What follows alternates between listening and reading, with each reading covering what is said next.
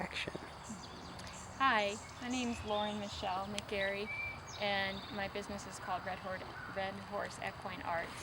And this is a young reiner of mine called Touch of Flame, or Axel, as we know him around the barn. And Axel hasn't been ridden since sometime in maybe last September of 2010. And he's very green broke. He learned walk, trot, canter, and to back, and a little bit of a turnaround. We started on his spins a little bit, and so he hasn't been ridden this whole season.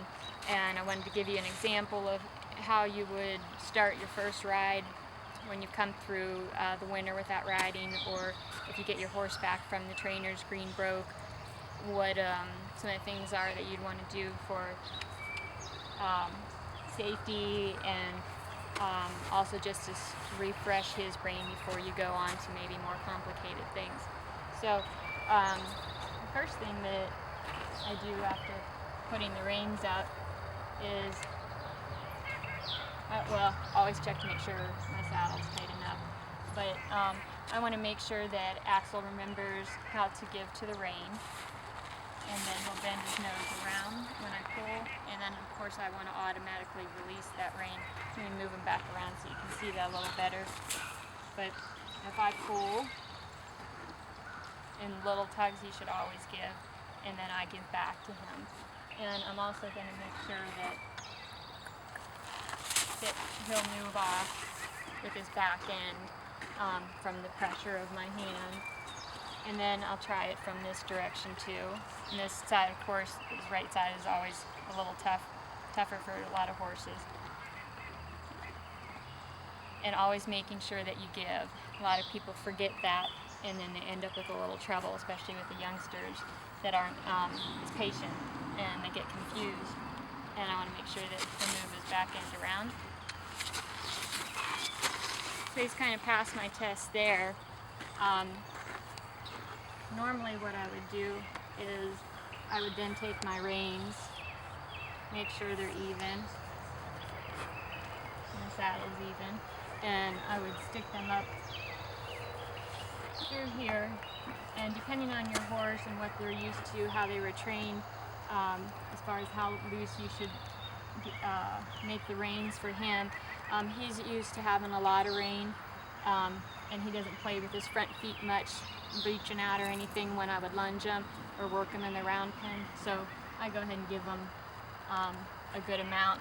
Some horses you would have to worry, be cautious that they don't reach out with their front leg while they're playing and get leg stuck in the rein and break the rein.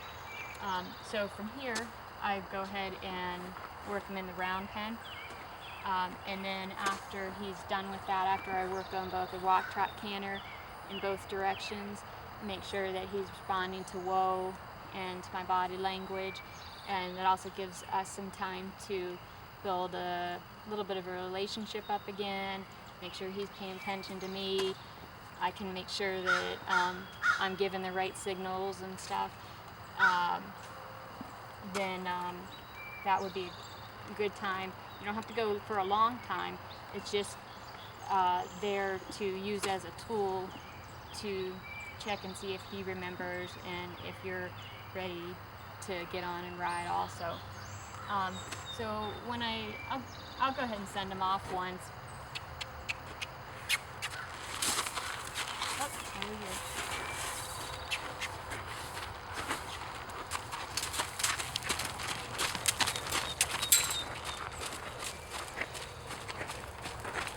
My horses, I expect them to pretty much go by just a hand. In my body language, I don't really use a lot of lunge lines or whips or anything like that. Not that I won't get one if they're really lazy. Now, I didn't ask him to canter. I'm not going to punish him for it, but I'm going to back off a little bit, and I'm going to ask him to trot. Trot. Good boy. Good boy. Now he wasn't sure if that meant, can I quit, since I know he wants to canter, I'm going to go ahead and take advantage of that and reinforce it with the hissing sound. And now I'm going to just have him do a roll back. Whoop.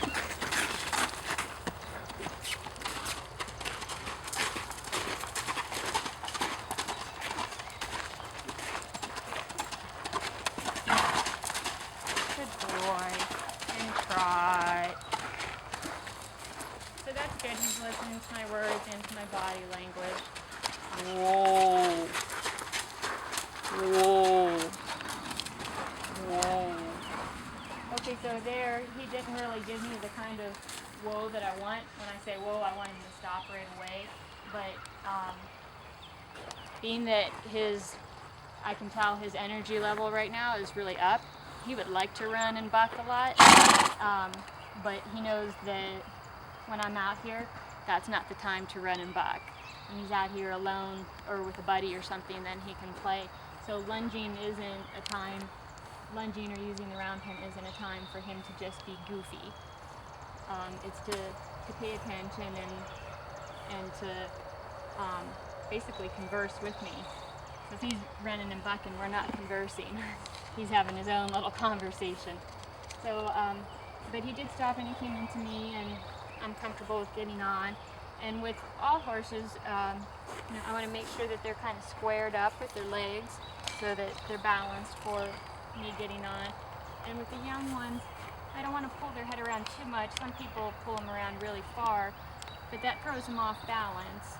I just want to make sure that if I need to, my rein's short enough that I can pull him around when I'm getting on, in case he were to jump forward or something scared him, that he's going to loop around me instead of go straight off. Whoa. Good boy. And then always with a green horse, you got to remember that they might still have that fear of seeing someone on their right side for the first time up above them. So make sure, that's why I was patting him, make sure that he's okay with that before I reach down and put my leg in. So he's passed the test so far. And when I get on, I always sit for a minute or two so that they know whoa, and getting on is not time to go walking off. And I just let him hang out, and I kind of check in, make sure I'm like relaxed, I know what I want to do, I kind of have a plan, and I just see how they are. And if I need to, if something starts to maybe get their attention a little more than I want, then I'll just touch the rein and remind them that I'm up here, don't forget. Probably go ahead and stop there.